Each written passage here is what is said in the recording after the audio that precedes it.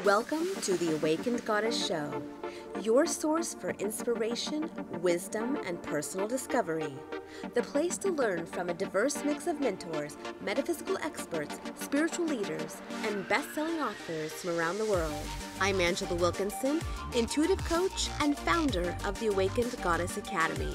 Join me as I explore the minds of my masterful guests while they share powerful insights and easy-to-use tools you can start using right away. Now, let's tap into the energy of the Awakened Goddess and be enlightened by today's guest. Cynthia Sue Larson, the Quantum Optimist, is the best-selling author of Quantum Jumps, Reality Shifts, and High Energy Money. She's an intuitive spiritual life coach who helps people find love, meaning, and prosperity by visualizing and accessing new worlds of possibility. Cynthia has a degree in physics from UC Berkeley, an MBA degree, a Doctor of Divinity, and a black belt in Kuksul 1. Cynthia hosts Living the Quantum Dream on the Dream Vision 7 radio network and has been featured in numerous shows including Gaia TV, the History Channel, Coast to Coast AM, and BBC. Her newest book, Quantum Jumps, describes the science of instantaneous transformation, emerging from the convergence of recent research findings in physics, biology, and psychology.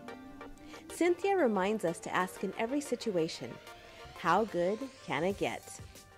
Now let's welcome Cynthia to the show. Welcome to this episode of the Awakened Goddess Show, where we co-create powerful conscious conversations on the leading edge. Today, I'm super excited to invite back Cynthia to join me. And I interviewed Cynthia when I was first starting this show. So it's like the Wayback Machine. It was episode 39 when I interviewed you, Cynthia. And so I'm super excited because we're adding a whole nother dimension to our interview this time. Last time it was just audio. It was just for the podcast. Now we have the video. So I'm so excited. So welcome. Oh, thank you. And I'm so excited to be with you again. And this is fun being with video. Love it. It adds a new dimension. It does. And how perfect for our conversation, because we're going to be talking about the holographic multiverse and how we can play with jumping into new parallel universes. And also something I know you've been talking a lot about lately is the Mandela effect. So I'm excited to talk about, dive really deep into these topics and see how we can consciously integrate them more into our life. In a Excellent. in a way that we feel like we have maybe a little bit more control over how it all happens. Right. Yeah. It's not just the accidental manifestor syndrome or how did I get here or what is going on, which a lot of people experiencing that Mandela effect are wondering right now. So if people haven't heard what that is, they can just go Google it and boom, you're going to see articles in mainstream media, which is amazing, as well as lots of videos and so forth. Yeah. Yeah. I love that, it's awesome that what we're seeing on TV, like Netflix and all of these, these new programs that are coming out that are talking about parallel dimensions and psychic awareness and past lives and near-death experiences. It's like, ooh, yes, we're finally, this is all coming out and it's becoming more mainstream. So hallelujah. Yes, indeed. Yeah. Okay, so quantum jumping. Let's just really quickly start with the basics, get some definitions, and then we're going to dive in. So let's start with what is quantum jumping, or what is a quantum leap? Okay. Well, I've got a book called Quantum Jumps, and I think that's the term that I'm using mostly, but some people call it a quantum leap, but we don't want to get it mixed up with the TV show by the same name. Yeah. So for me, it's quantum jumps, and it's really this conscious awareness that we are basically consciousness, and we tend to think of ourselves being in bodies and, getting dressed up like I am today to be on the Awakened Goddess show, which is awesome. So we pay attention to our hair and our makeup and all that stuff. But actually, on the inside, we are consciousness. And that's the core concept here, that it has to do with the idea that William James first formulated when he said that if you act as if, you can have that willpower. You can act as if you're ready to get out of bed on a cold morning, and you can do it. And so he's a great American psychologist, also strangely the first person to coin the term multiverse, which is really interesting. I don't think that he was thinking necessarily in terms that we're talking about today, but who knows, because it turns out it's spot on. And so the idea then is that there are many possible versions of each of us. You can feel it on those days. I keep coming back to waking up in the morning, but sometimes you wake up and you just feel like I haven't had enough sleep. That was just not nearly, the amount that I need. And scientists are now showing us and proving to us that all you need to do really is tell yourself that you got enough sleep, and you did. You will perform as if you did on all sorts of cognitive tests. Pretty much any kind of marker that people could use to look at you and be identified as the person who didn't get enough sleep last night. No, you're going to look great. You're going to feel great. You're going to do great. And how is that possible? And so the premise behind this quantum jump idea is that all these possible me's and you's are out there. And through the virtue of the fact that we can travel via consciousness, that's how we can jump to the version of myself that had enough sleep last night, or that is feeling well instead of like I'm starting to catch a cold, or whatever it might be. That's the real high-level, fast overview. There's a lot more to it. Yeah, well, I'm sure that we're going to, as this conversation unfolds, we're going to just navigate through this beautifully. So I used this actually this morning or earlier today when I was getting ready for this interview. I had another outfit on. This is such a girl thing, right? Yeah. I had another outfit on, and I didn't like my top. And I was like, I want to wear something else. I had this sweater, but I didn't have a brown tank top, right? Yeah. So I'm actually not at my regular house. I'm on vacation. And I said, I really want to wear this sweater, but I need a brown tank top. So I basically said, I betcha there's going to be a brown tank top in this closet. So I opened up the door, and lo and behold, a brown tank top. Perfect color. Yay. I was like, hey, all right, here we go. Let's jump right into the reality I want. So is it as simple as that? That's a great example, and it is as simple as that, and it's something that you can actually visually recognize and witness. I've been tracking what I've called the reality shift phenomenon since the 1990s, and it's closely related to that. So reality shifts would be sort of random events where you notice that something has appeared or disappeared or transformed, or suddenly you've got something that you didn't have before in the cupboard. It could be a food item or a piece of clothing. And then you see like, wow, there it is. And so this is something I've been investigating, actually, firsthand reports from people around the world noticing that they've suddenly noticed one of their beloved objects has transformed. It was always a certain way. Now it's different. And, they're wondering what is going on. And I've had it happen to me, too.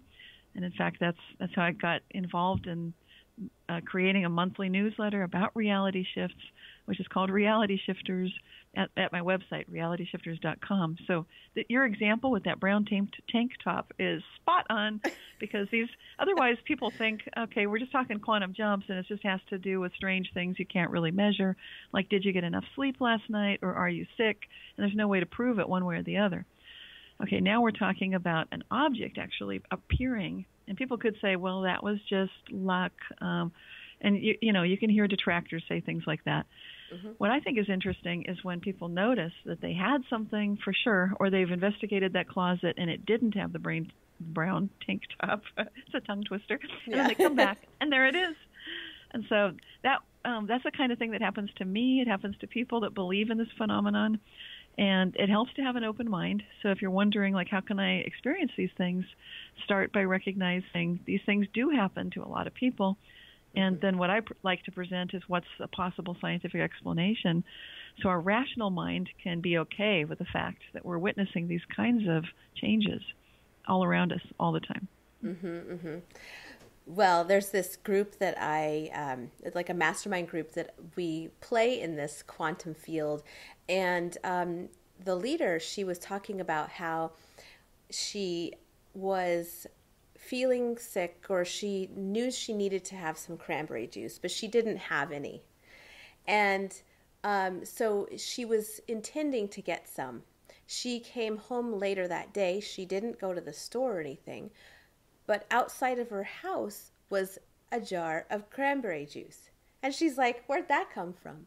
So she asked her son, hey, did you go to the store and buy cranberry juice? He said, no, but funny enough, I found this jar of cranberry juice in the back of my truck, and I have no idea where it came from. So I'm wondering, that's perfect. Yeah, I'm wondering if what's happening is our so-called future self. I mean, we have no time-space reality really in the quantum field, right?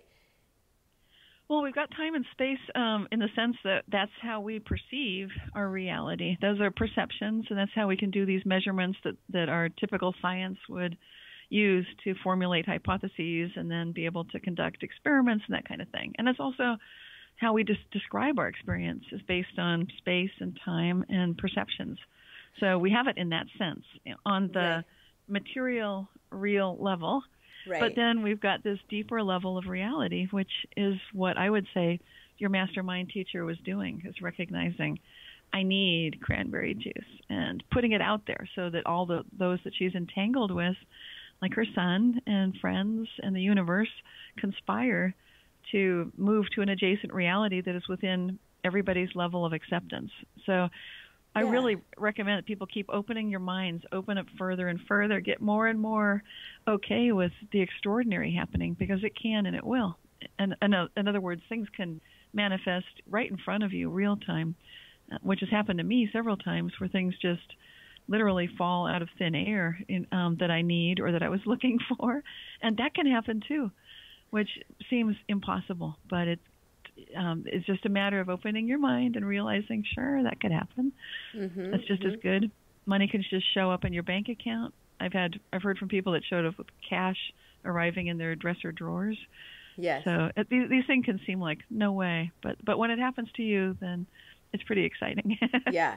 Well, I want to get to money in a little bit, but with this example, I'm wondering. So, is it that you're maybe your self in another universe, reality, right? Yeah. Knows that you are going to need the cranberry juice in this situation, and so because you need to align with this new reality, it's like you kind of shift into another groove, or I'm trying to like Sure.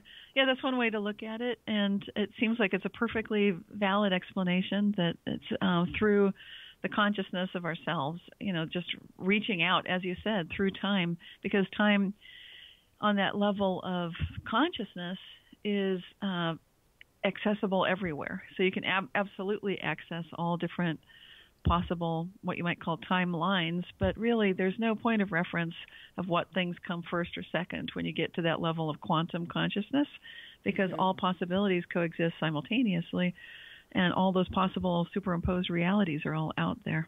So that's what it feels like to be blissed out, doing your meditation, getting to that state of mind, because that's important to be able to access that regularly.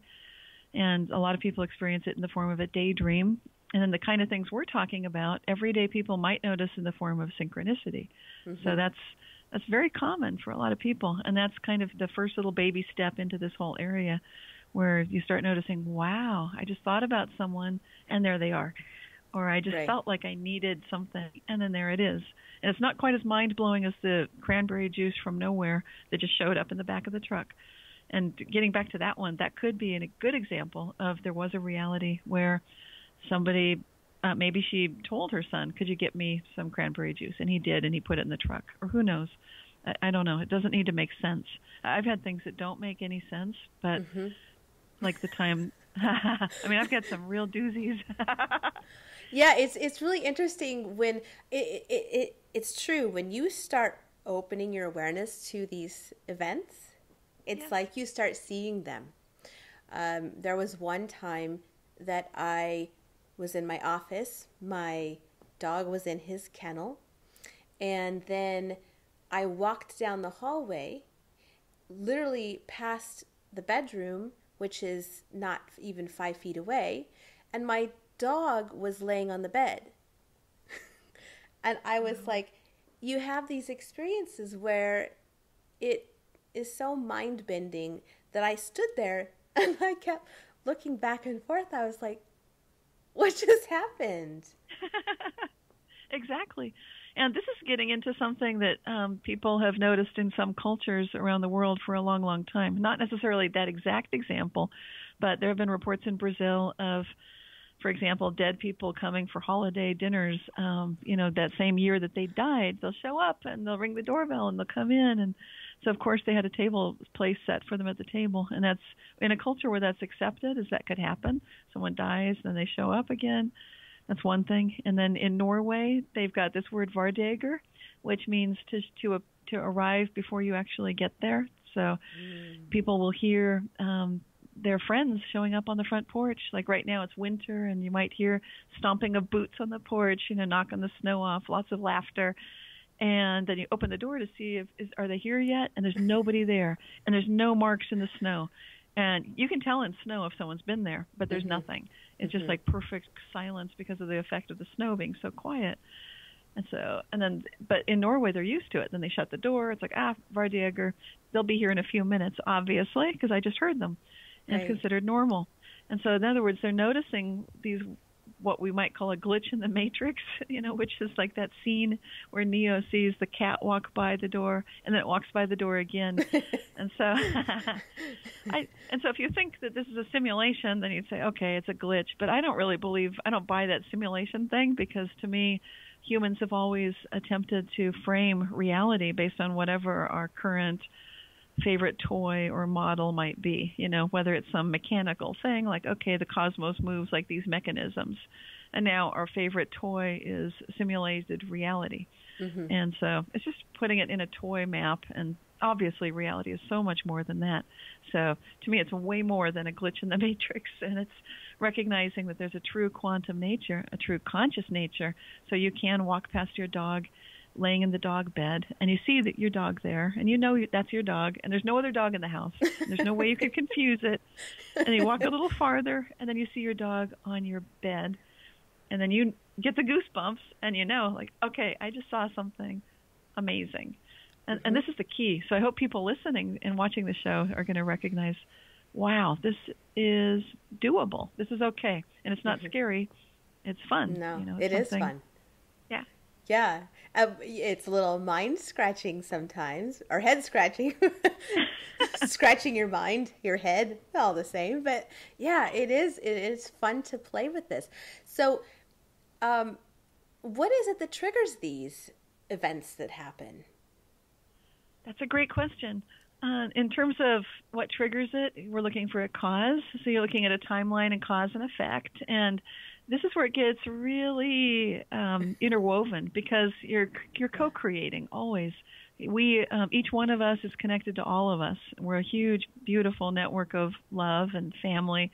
And, it's like a big spiritual family, even if people don't know it and they don't always act like it. But truth is, on a deep level, everybody loves everybody else. And that's our true core nature. So that's just my experience from meditation and just going deep within myself. That's what I experience. So then the way that we experience these things is by being aware on some level that we are consciousness, open to the idea that we can experience these kinds of jumps, these quantum jumps, these reality shifts, and that's okay, that we enjoy seeing synchronicity, that it's fun to notice that things can be one place and then another, that this can be an enjoyable experience. You can get things you need without going to the store. That's fun. So it can be very beneficial to us, and it can also on a much deeper level, help us grow spiritually. I think this is a really important thing to point out, because for those who think, okay, well, I'm just going to get lots of money, and I'll get all the toys that I want, and I'll get lots of power, and I'm going to be, so amazing, and I'll be famous and all that. And there's nothing inherently wrong with that. Mm-hmm. But if you haven't tended to your own spiritual growth, and if you're not helping to really love other people, then there's something that's going to be creating some, eddy currents in your creations, shall we say.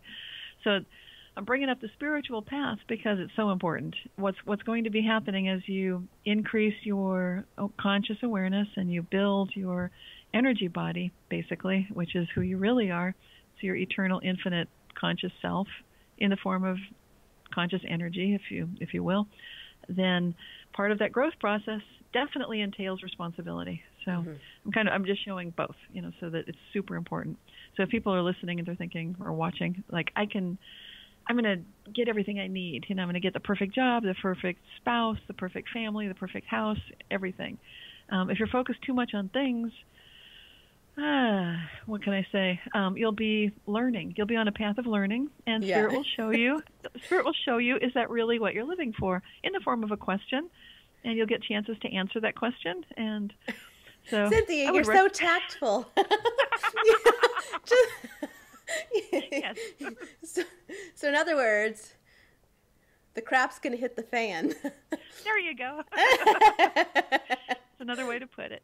Yeah. Or you can come along nicely, or you can come along. And so it's with spiritual growth, a lot of people feel like, I don't want to, I just want to do what I'm doing. Why do I have to learn this now? This is in my way. I don't want to deal with this. I don't want to deal with other people. I don't want to deal with my shadow side. But I don't know what to say. It's part of the path, and there's no way to skip it, really. And if you try to skip it, you'll just get it back at you, like you said. Right. So right. Well, it's because you're really working with pure energy, and energy is powerful. Yeah. And the more light you let in, the more powerful you can bring through more power. And if you don't have the framework, the tools to work with that energy, then it can manifest in ways that you don't want it to. Or it can dematerialize things that you like in your life. Yeah. Well, it helps to recognize that spiritual growth is really a process of alignment. It's of getting into your, people talk about getting into your heart, and that's part of it, and feeling all the way down to your subconscious, to your gut feelings as well. And so instead of being pulled in different directions, which most of us are, because usually our family and culture don't teach us the importance of being a truly good person all the way through. I mean, we see stories, we read books, and a lot of us go to church or temple or synagogue, whatever, and we pray, we meditate, we try to be better people. But this practice shows us in real time that if you haven't, it'll show you that if you've got a subconscious fear, you'll likely be creating it. It'll be one of the first things that you produce, because it's such a strong energy that you're holding in your conscious being. And so that in that process, you might be able to manifest things that are just off the charts. They're just crazy unlikely, and like nobody would even expect you could do something like that. And it'll be what you're most afraid of, as it turns out. So that's the importance of clearing the fears and getting onto that path of love, recognizing that all there really is love, and doing whatever your spiritual practice is to help you stay on that path. And it does need to be a daily thing, instead of just figuring like, okay, I'm done. I've done enough. It's a lifestyle. These practices, you really start embodying and integrating them, and so that is so important that it's not just a one-time event. Right. We would all like to wave our magic wands and have the lottery or whatever, a new house or fill in the blank, and it just doesn't work that way. Well, it works that way when you're fully in alignment. So, when you want it with your head and you really need it and you feel it and you love it with your heart, with your whole heart, and there's nothing but pure love for it, and it just feels like it's yours, like it's your own baby kitten or your favorite puppy, or, it's like your true love. And with your gut, you feel that same resonance, then it's yours. I mean, that's just what happens. It's total, what you might call magnetizing it, so that there's nothing but pure attraction. But most of us aren't that aware of what we're really doing, especially with the subconscious. So that's where the chaos can enter. And that's why it's important to keep, it's like hygiene. Just brush your teeth every day, floss your teeth every day. So this is similar, keep your practice so that you can stay clean and aligned. Right. Clean that stuff up. Yes. Yeah. Well, and what I find, I work with a lot of spiritual entrepreneurs, mostly women, and I find that there seems to be a fear or a hesitancy around really claiming their power. And when they're pulling in more energy, when they're expanding their awareness and expanding the work that they do and the energy that they bring through, it's like part of them isn't really ready to step fully into that. Right. What's your experience with that? That's a good point, and I would agree with you. And it seems like in our Western culture, we often don't have a good model of how to be that strong woman who's not the B word. How do you really embody empowerment without being someone that people feel is just bossy and full of herself? We're so quick to put women down, and women are the first ones to do it often, to say, well, look at her, she's not sincere. We have such a high level of, all the marks you have to hit to be in your power, that it's a little bit scary for women to know, like, how do you do that? And where are the good examples? How do we aspire to something like that? How do we be that good person? And even when you look to role models, I mean, you can look to Meryl Streep. She's really great because that's a woman who walks in her power. And so if you see people like that, or Betty White, I love her because not only is she a great example of a woman, but she's an elder who is really maintaining her light and her power. And these are good examples. So if you can recognize, okay, I can do this, I think that's half the battle right there. Then the other half is how do you get something that maybe was never given, that was not part of girlhood, was not part of school experience, unless you went to an all-girls school or lucked into a perfect family where they really empowered the daughters. That could happen.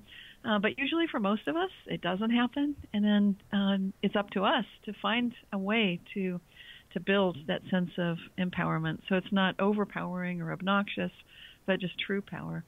So my recommendation would be find something physical so you can do your mind, body, spirit together.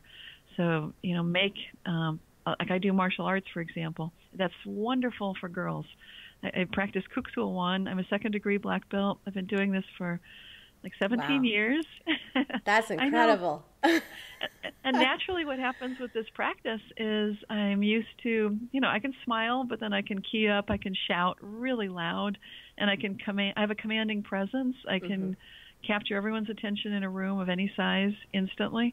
I know how to do that, and I've got comfort in my body. And if all girls had that, and all women had that, we wouldn't even have this question. It would just be like a non-issue. Right. But martial arts isn't right for everyone. I'm just saying that's one path, and if it feels right for some, that's great. And then any embodiment where you can do your yoga, do your Tai Chi, and really feel that what it feels like to have that kind of energy and feel comfortable with it regularly, that's wonderful. So I highly recommend that. Yeah, those peak experiences are like fabulous. Yeah. So, okay, then we can, in this conversation, we're talking about quantum jumping. So we can really quantum jump into this more embodied self of embodying our power then. So how would we consciously do this? And then make it stick, right? Yeah, exactly. Well, I'm going to show you something funny because it's on the cover of the book. If you open this book, Quantum Jumps, then you can see it's like got this entire picture. I'll hold it up so you can see it. And it's on the back of the book. This is the cosmos. And you can see like there's a wormhole situation, and the person is jumping right through into the sky of a new world. And that's it's just an artist's conception idea, but I want to put that out there so you can kind of get a feeling of, okay, so if you imagine like there is this you that's empowered, then you'd be doing things along that path. So we have to work with our existing belief systems. For us humans, usually that means you can make a bit of a jump, but it's usually baby steps. So as much as you might want to just say, okay, I want to be a second-degree black belt today or tomorrow, it's actually going to be more of a practice thing. But what you could do realistically is say, I'm going to start doing this, or I'll start Tai Chi tomorrow. I'm going to start Kundalini yoga tomorrow, or whatever it is that you're choosing. And then just keep with it. Know that I am a person that does this, and keep seeing yourself that way. And that's it's not exactly magic that way, not yet, not on this planet yet. But I believe that when we get, it'll be like 100th monkey syndrome, I'm pretty sure, that we'll get to a point where enough of us know that these things can happen, where, like I had a flat tire, it just changed like that I never touched, and it was inflated perfectly to perfect inflation, and it was completely flat when I pulled the car over. When I went to look at it, it was perfect. And I mean, stuff like that can happen. And the more of us talking about these things and acknowledging, okay, that those things do happen, and maybe you can be a perfectly adept martial artist just like that, the same way. And so right now, it's not our normal experience. Right now, most people you talk to are going to say that's nuts, or that sounds crazy. A lot of the things I've seen, such as instant healing, now people are starting to recognize we can have a remission from cancer. That's okay. So the more things we start socially accepting, the Mandela effect is getting accepted. That's wonderful. Some people are detractors, and they're saying that it's obviously a mental aberration. And that's why I've got a radio show where I talk to cognitive psychology experts who are into the quantum realm, and they'll talk about quantum cognition and the fact that these are quantum processes, which means, ta-da, of course you can get these instant changes. So the experts I talk to are still kind of narrow focused, but within the realm of my radio show, you can start getting a big picture, and the listeners can start seeing, okay, this is happening everywhere. And that's my job, is to help that happen on a global scale, because the more of us accepting this, the more easy it is to fix any kind of problem, whether it's global warming. It doesn't matter what it is. We can just collectively decide, enough of that. Like this drought in California, it's over. We just say it's over. And then there's so much rain like there is right now that people are starting to say, oh, maybe the drought is over. So that kind of thing can happen. Yeah. Speaking of rain, earlier before this interview, it was raining. It was like pouring cats and dogs, right? And I was like, okay, so hey, universe, I want to have a really good, clear connection for my interview today, right? So please, at such and such time, clear the skies, stop raining for about 2 hours, and let's try this out, right? Yes. It is now not raining. We didn't quite get to the blue sky I asked for, but pretty good. Yes. So thank you, universe. Yeah, weather could be so cooperative. And that was one of the first ways I noticed this interaction with consciousness, was that I could just think, stop rain, start rain. And some people, like myself, are just natural. When I was a child, I was doing that. And I think we've got more and more kids today that are aware of these things. And a lot of people, like the ones you're working with, are spiritually adept. And as you get onto that spiritual path, you start naturally witnessing these kinds of things. And when you do, it is at first it's like a little bit of a leap to be like, oh, okay, I noticed this happened, and it like takes those first couple times to then be like, oh, okay, so this is it's actually happening, and get used to the idea. But then it's like, yes, it happens, and then it's like, then those experiences can show up even more, and I love that, being able to play in that space. Exactly. And sometimes these things still blow my mind, like that flat tire experience. That still, even just thinking about it, that happened just like a year ago, and I still can't believe it. I mean, I still think back, like, did that really happen? Mind-blowing. But what happened there is I was asking, how good can it get? And I was in a prayerful state when the whole thing was unfolding, when I heard the flat tire, bump, bump, bump, bump, bump, bump, bump, bump, bump, feel the wheel pulling, like, oh, man.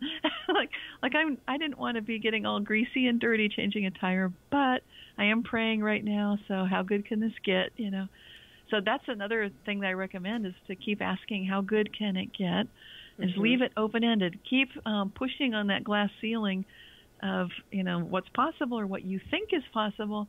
Keep having your mind blowing, and that's a good place to be, because what happened next is I got out of the car to go check this flat tire. I knew right where it was, because the whole car was dipping down to the front right. It just went low there, and it's going bump, bump, bump. It's dragging there. It's pulling the steering wheel, everything. I rolled the window down to hear it, like, oh, man, I can hear it. I can feel it. I knew it was a flat tire. I mean, there's no mistaking it. No. It's not what I wanted, but it's like, okay, I'm accepting this. We'll deal with it. So I go out to inspect it visually, and that was the first weirdness, was it looked fine. And I just sort of stared at it for a few seconds, and then I went back to the driver's seat and sat down, and I thought, no, wait a minute, because I couldn't believe it. I thought, it looked fine. That can't be right. So I went back and I kind of kicked the tire, like tapped it. It looked fully inflated, and I thought, well, there's no point changing it because it looks fine. That's impossible. But now I just decided I'll start driving slowly, keep the windows open to hear what's going on. I should still hear the bump, bump, bump, bump, bump, and feel it pulling and everything if it's flat. None of that happened. The steering was all fixed. Everything was fine. And I was kind of late for where it was going, so I thought, okay, I just have to go. I'll drive slowly, keep the windows down, keep listening. Anyway, but I'm just saying, if you just ask how good can it get, prepare for mind-blowing. And then when I got home, I inspected the inflation of all the tires. Guess which tire was perfectly inflated to exact specifications? I know. Yeah, you're right. It was the one that went flat, So if that can happen, and I think about that constantly, then that's just how good can it get. Don't assume that you know how good it can get. And I also, part of the spiritual path is to recognize that we're all in this together. And sometimes just because it doesn't seem like it's good for you, maybe it's better for everyone. Right. And on a deep level, that's what you need too. And so that's something, that's a spiritual truth. And I think people can resonate with that. And then you start recognizing, okay, it's easier to accept whatever is happening because it's for all of us. And that's when things are really going to take off, Yeah. And to make it a little bit more concrete, the idea that those like blessings in disguise, where something we think is like it's uncomfortable or it's not what we think we wanted, like with the tire, who knows? Maybe it slowed you down and you missed a potential accident like ahead of you, or it slowed you down because the person on the other end that you're supposed to be meeting, there was something that needed to shift or slow you down to, change whatever happened on the end. So it's interesting how when you can step back and say, oh, this isn't what I wanted, but then say, I wonder what the bigger picture here is. What am I not seeing? Then it's like, then you can recognize everything is in your favor. Right. And sometimes you get to see it, sometimes not. But I've seen that exact thing sometimes where I got delayed and then I found out the person I'm sitting next to on the BART train, it's our public transportation here, is working with Dean Radin at Institute of Noetic Sciences and doing really cool experiments. And so the whole reason that when I tried to put my change in the machine to buy my ticket, a weird thing happened. I had a quarter. It was like spoon bending with a quarter. It just went to putty, and it just got soft, and it just melted, and it wouldn't go in the slot. And I'm like, you got to be kidding me! But that was so cool because then I missed my train, and then I caught the next one, and that's how I met this amazing person who was doing wonderful research. And we were going to the same event. It was an Institute of Noetic Sciences talk in the city, so it was perfect. And that one I knew what was going on eventually. But I was still so angry with the quarter, I just threw it into the first beggar's hat. And then I later wished I'd saved it. Like, that was really cool. I bent that quarter, but at the time it was frustrating. Wow. So sometimes we're so fixed on what we think we need, it's hard for us to recognize that things can be going quite well. Yeah. Well, and I love that question, that how good can it get? Right. Because then it's keeping us focused on the imagination, which is the realm of possibility, which is really where this quantum consciousness is, where we go, what creates all of the so-called physical, real reality, the material reality. So if we're manifesting everything in the quantum field, so then you manifested the tire going flat. Right. So, I mean, so that's one way some, to look at it. Yeah. yeah, yeah. And then so we're like, okay, so why did we manifest that? But then it goes back to that whole, okay, well, there was a reason. And maybe it was an experience for you to confirm again that these shifts, these jumps can happen. Right. I love the experience now, but in the time it seemed like nothing but frustration and, nothing but like slowing me down and causing trouble for no reason. But you're right. I can see the reason for it now. It's so true. Yeah. So what about this experience that, or this practice that like professional athletes and Olympians do, where they're visualizing themselves going through maybe their, like Michael Phelps, he imagines swimming his competition. I'm not sure exactly what they call him, but Right, he right. does his run and he sees himself doing it perfectly, exactly how he wants to, and it has the result of him winning the gold. Excellent. Yes. And this is one of the places that we start seeing that people have been using this quantum jumping construct for a long time. And in the realm of coaching, especially Olympic athletes, that's what the coaches have been doing that has been so successful, is visualizing. And it all starts with meditation. So when the Seattle Seahawks won that huge win a few years ago, the entire team was meditating, and they had coaches that had come in to help them with that, to help them get into that visualizing state so they could play coherently as a team together. And so it works for team sports. It works for individuals like Michael Phelps. I don't know personally if he's been working. I know for sure he must be visualizing, because that's how you lock on to that reality that you're going to for sure embody. It's just knowing with certainty that alignment we're talking about. Yeah. And so the first step when you're going to do this, because the first step isn't the visualizing actually, although it's tempting to just jump right into it. The first thing is you want to get to that very detached, energized state of awareness. And you could call it meditation, and this is where the Seattle Seahawks have been doing that mindfulness meditation.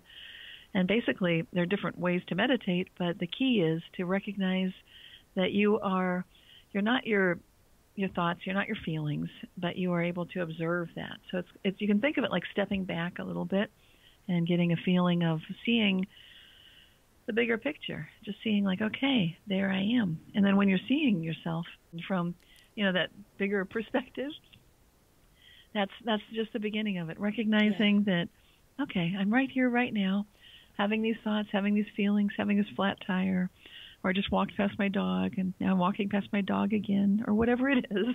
Just saying like, okay, this is what's going on, and you're just observing it.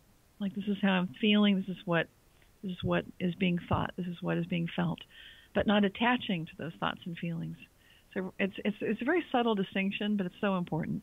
It's the difference between saying I am angry and recognizing there have been angry feelings lately. There's anger here. There's been an experience of anger that's underway, and observing it. And the power of the observer is that when you are able to step back a little bit and observe it, suddenly the one doing the observing is not the one who is angry. And that's the key to everything. So it's a way to jump into being consciousness and recognizing that, this is Cynthia. She's talking right now about things, and she's feeling things, but recognizing that I am the real Cynthia. I am the consciousness. And it's just that little subtle shift in awareness. And when it happens, it's possible to get a rush of energy, just to feel energized by it. So there's a detachment and an energizing. And this is why it's so important to practice a spiritual or meditative practice of some sort every day, so you can do that first step to become relaxed and energized. Then you can do that visualization that Michael Phelps is doing, that the Seattle Seahawks are doing, that you can do in your daily life, seeing yourself in that perfect relationship with so much love in your life, revered and respected by your colleagues, by your clients, just really succeeding in life in every way, in service in the highest possible way. And then the third step is just act as if. This is what William James was saying that we started with, and just do things that are in keeping with that reality. Yeah.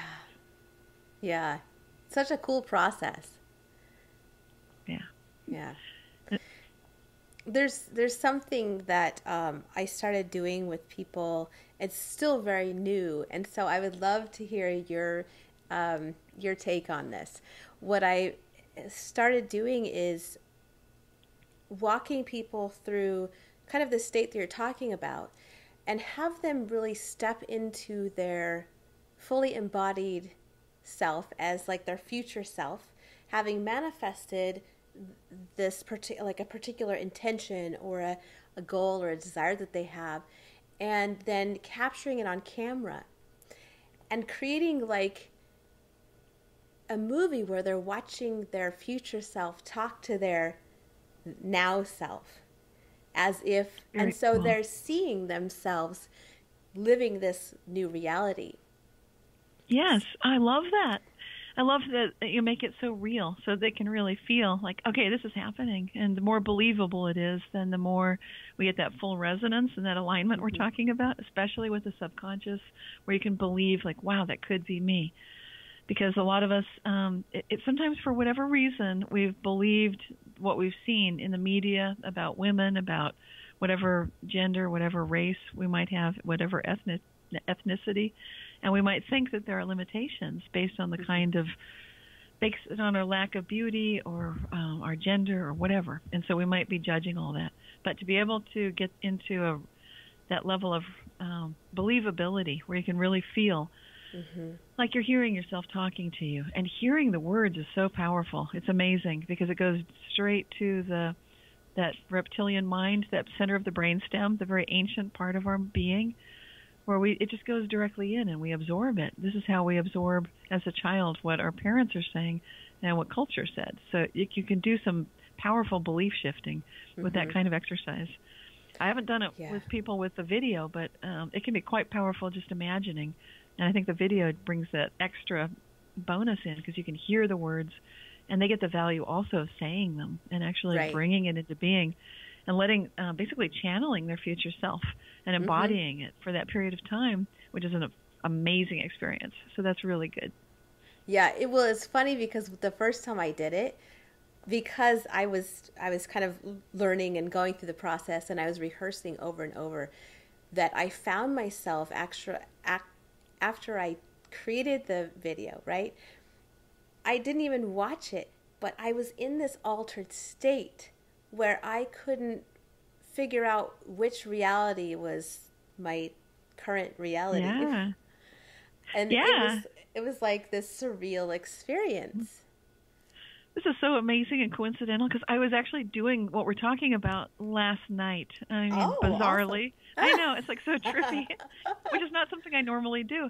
But I'd jump up and I'd talk to myself, and I'd run over and sit in the chair like I was talking to me there. And then my future self would respond and ask some questions, and then I'd jump up and run over to stand. It's kind of like actors might do in improv or something. Right. But it felt real because I felt like I was channeling my future self. Yep. And, dealing with some things that are going on right now, just looking at like, okay, there's so much happening right now. It seems crazy. How can I cope with it? Was what I was saying from me, the physical Cynthia. And then my future self was basically giving really calm, centered advice and turning things around and kind of looking at it like, do you see how this is happening? And it was amazing. And just to be able to embody that was really phenomenal. And I know what you're talking about because when I finished, I jumped up and down like 3 or 4 times, and then I felt like, which one am I? And it was not really clear. It's like I felt like I was the future self one. So, so I think this is. Yeah, so are we literally jumping back and forth between those two parallel realities, or are we caught in the gap, or what's going on? Do we know? So, you mean between like a future possible self, the realm of possibility, and then the so-called physical? What I'm noticing from science, if you want to call it that, with quantum biologists that I talked to, like John Joe McFadden, who wrote a really great book, Life on the Edge, and he's describing how quantum processes in all of nature, he didn't look at all of nature, but he's looked at certain things like photosynthesis and the way enzymes are working in our body. There are basically quantum jumps happening in all of these areas, and the way that birds are navigating through space. Every single biological system seems like it's quantum in nature. And I'm bringing that up because I want to refer to it. Basically, what it seems like to me is that in every moment that we make a choice, we're always quantum jumping. This isn't just something where you sit down and think, okay, I'm going to quantum jump like I saw on the Awakened Goddess show because Angela talked about it, looks cool, and her guest sounded like she's having fun with it. I'm going to give it a try. What I'm saying is we're doing this all the time. Right. Just like when we're breathing all the time. It's a normal thing. But sometimes you can see spectacular results, which are mind-boggling, and those are the cool things. And so the way to get there is what you're talking about. It really is a two-step process. And I wrote a book, Reality Shifts, where I talk about that you can walk with feet in both worlds being one in so-called physical reality, and the other as pure consciousness, pure spirit. And that's what we're doing all the time. We're kind of going back and forth. And I think there's no accident that we're bipedal creatures. We get used to walking and keeping our balance. Left foot, right foot, left foot, right foot. We're kind of doing that all the time. It's this amazing dance that we do. And yeah, for sure. So you can think that when you're having that dialogue with you and spirit, or your high self, if you will, future self, you're making it real. You're feeling it. You're feeling like I'm spirit. Everything's cool. And then on my physical self, where there's some issues and, money to deal with and relatives to deal with and, people issues and stuff like that. But from spirit, it's like, you got no problems, everything's cool. And then you get into that dialogue like, wow, I am both of this, I am doing this as a dance, as a walk. Yeah, I love that because, we are walking both worlds. Yeah, it's cool. Right. So what I understand, we just talked about breathing, and you have a really great breathing exercise that's going to help us tap into this. So can you walk us through that quickly? Okay, let's do it. Okay, so this is something everybody can do right now, as long as you're not operating heavy machinery. Or driving. Right. So you're doing any of that stuff. As if we need to say these things. But well, I've been known to do some strange things while I was driving. Me too. Yeah, but the general advice is be cautious here, because I'm going to recommend that people, if you can, just go ahead and close your eyes to get comfortable. And to do that, what you're doing is paying attention to your breathing. Just notice, take a deep breath in and feel how it feels as you're breathing in through the nose. And then make it a nice, slow, deep breath. And then as you exhale, breathe out through your mouth. Just silently, quietly. And see if you can get the exhale to go as long as the inhale went. And then just notice how you're breathing. And we're going to now make this even a little more conscious and breathe all the way down to your lower abdomen, which usually is different for most people, unless they've been practicing martial arts or shamanistic practices or Kundalini yoga. Most people don't do this, but this is how you get yourself powered up. If you want to experience the kind of fun things we're talking about, you need your energy. You need to feed the energy body. And the way we do it is lower abdominal breathing. So you can picture, or if you want to put your hand so that your thumb is on your belly button and the palm of your hand is just below. That makes it really very physical. Then what you want to do is raise and lower your hand. So your thumb is resting on the belly button, the palm of your hand is right below. And your job, your mission, if you wish to accept it, is to take such a deep breath in that your tummy is actually going forward. And this is what newborn babies do. This is how infants breathe when they're born. And you can actually feel that this is happening. And again, just keeping your breathing nice and steady so that as you inhale, you're breathing in a deep, full breath all the way down to your lower abdomen. And then as you exhale, you can feel your hand coming back in close to your spine. So you're just moving and breathing with the musculature all the way down in your lower abdomen. This is the correct way to do it. And we've learned that we think we breathe with our lungs, but actually it needs to be powered by this very low diaphragm at the base of our of our energy body down there at the. So it makes sense physiologically, and this is very much a central part of all of the energy practices around the world. Scientists are now showing it also is linked with improved health, lengthened telomeres, which increase your longevity, alkalinization of your bloodstream, which reduces your susceptibility to disease, including cancer. And for our purposes today, it also increases your likelihood that when you make an intention and when you focus your desire on something of strong interest, that you'll be able to see it come more quickly into your life. So we're just going to do some more deep breathing, just a few more. Really focusing on bringing your breath all the way down to your lower abdomen. And if you want to, you can combine this with, if you've done any kind of Kundalini exercise before, or even if you haven't and you want to try it, just squeeze your sphincter muscles at the base of your spinal column. So it's just like clenching all the musculature there. Keeping this G-rated, but hopefully people know what I mean. And then just feel that you're doing this in connection with your breathing. And then release. So you're doing it with the timing of your breaths. Breathing in. And then just hold. And then exhale. You can feel that if you're energy sensitive, you can feel a complete transformation of your energy as you do this, that there's a strengthening of it. You can feel a rush of energy. And also, if you do this with the intention that you're coming into alignment, that you wish what's best for you with all of yourself, with all parts of you, from your head to your heart to your lower self, through every cell in your body, that you are all aligned, wishing for your best possible future. And anything that's not that, you're going to be just imagining you're breathing it out. But it's enough just to do the breathing. I'm just adding some other things in if that's easy and simple for some people. Some people are already doing that lower breathing, and they can add in these other things. Otherwise, just stay with that lower abdominal breathing. That's huge. Just doing that alone is extremely powerful. And it's such a simple, basic practice, but it's the foundation of everything, from our beginners all the way to experts. Yes. It's amazing how simple yet powerful that is, an experience like that is. We breathe all the time, but I think we're so unconscious about it. So, right. I mean, that is like one of the most basic forms of abundance that we have, is that ability to breathe. So that was like the perfect exercise to finish this amazing conversation.